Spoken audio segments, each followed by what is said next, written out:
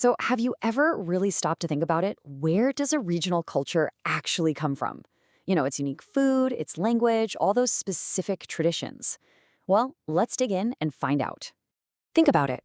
When I say a word like Tamil or Oriya, a whole world just pops into your head, right?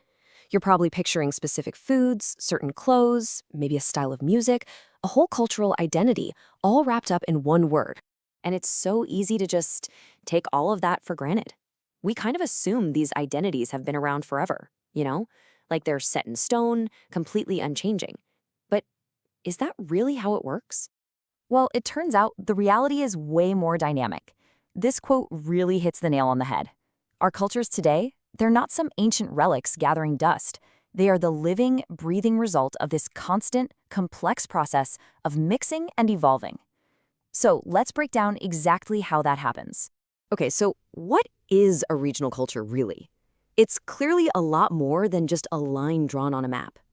To get to the bottom of this, we're going to dive into three really fascinating case studies.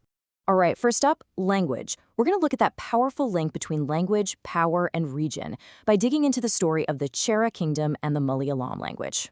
So let's head back in time. We're starting in the 9th century, way down on the lush, green southwestern coast of India. This was the home of the Chera Kingdom of Mahodayapuram, an area we know today as Kerala. And the rulers here, the Cheras, did something that was, well, pretty groundbreaking for the time. They started using the local language, Malayalam, in their official records and inscriptions. Now, this was a huge deal. It was one of the very first times a regional language was used for official business, for governance. It created this official, powerful link between the language, the land, and its people. But, and this is where it gets really interesting, it wasn't just about promoting a local language in isolation. The Cheras were also very consciously weaving in elements from Sanskritic traditions. For example, if you look at the temple theater in Kerala from that time, you'll see it borrowed stories directly from the great Sanskrit epics. And this idea of blending is perfectly captured by a new literary style that emerged called Many Pravalam. The name itself is just beautiful. It literally means diamonds and corals. What a perfect metaphor, right? It's talking about the mixing of two languages, Sanskrit, the diamond, and the regional language, the coral. So you see, culture isn't a case of one or the other. It's a fusion. Now, this idea of fusion, it doesn't just apply to language. Not at all. Let's shift gears and see how religious traditions can also evolve to define an entire region. And for this, we're going to look at the incredible story of the Jagannatha cults. Okay, so now we're hopping all the way across the subcontinent to Puri in what was then Orissa, now modern-day Odisha. This place is the heart of the cult of Jagannatha, a name that literally means Lord of the World. And the origins of this cult are just fascinating. It actually started out as a local tribal deity. In fact, to this day, the image of the god is still carved from wood by tribal artisans. But over time, something amazing happened. This local god came to be identified with the major Hindu deity Vishnu, and eventually became the center of this massive, powerful temple, a symbol for the entire region. So what caused this incredible transformation? Well, in a word, politics. It all kicked off in the 12th century when a king built a huge temple for the deity. Then, about a century later, King Anangabhima III took it to a whole new level. He dedicated his entire kingdom to the god and then declared himself the god's deputy on earth. You see what he did there? By tying his own power to the god, he made both himself and the deity more powerful. This temple became so politically important that for centuries after, any would-be conqueror, we're talking Mughals, Marathas, even the English East India Company, they all wanted control over it. Why? Because controlling the temple meant you had legitimacy in the eyes of the people.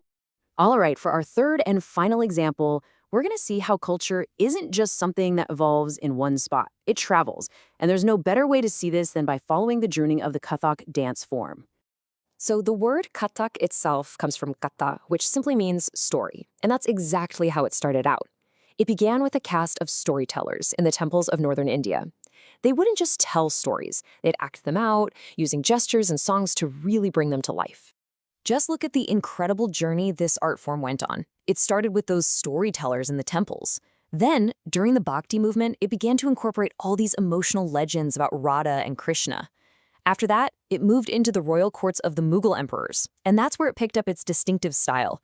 You know, the rapid-fire footwork and the dazzling spins?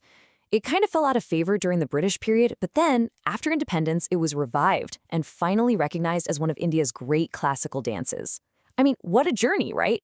And what's cool is that this journey wasn't the same everywhere.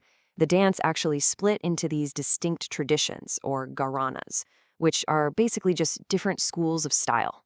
For instance, one major school developed in the royal courts of Rajasthan, in Jaipur. At the same time, another one was flourishing over in Lucknow. So you've got the same basic art form, but it's being shaped and molded by two completely unique regional environments. Okay, so we've looked at language, we've looked at religion, we've looked at art. What's the big takeaway here? I think it's pretty clear. Culture is not some static, unchanging thing. It's a journey. Did you notice the pattern? In every single example we looked at, it was the same story. You start with a local tradition. It could be a language, a local god, a style of storytelling. Then that tradition comes into contact with some kind of outside influence, maybe a major language like Sanskrit, or the power and money of a royal court, or a new religious idea sweeping through. And every single time, the result is something completely new, something unique that didn't exist before. So you can almost think of these as the ingredients that go into making a culture. It's not just one thing. It's a complex recipe, right? You've got politics and the decisions of rulers. You have the spread of religious ideas, people moving around for trade, artists getting support from patrons, and of course, language always changing and evolving. So, if there's one thing to take away from all this, it's this. Stop thinking of culture as some kind of stone monument, something fixed and permanent. A much better way to think about it is as a living tapestry. It's something that's constantly being woven with countless different threads. Some are local, some come from far away, some are ancient, some are brand new, and all these threads together create the rich, vibrant, and incredibly complex patterns that we see all around us today. And that leaves us with one final thought to chew on. If culture really is a journey and not a destination, what are the threads being woven into our own cultures right now as we speak? And maybe more importantly, where do you think this journey is taking us next?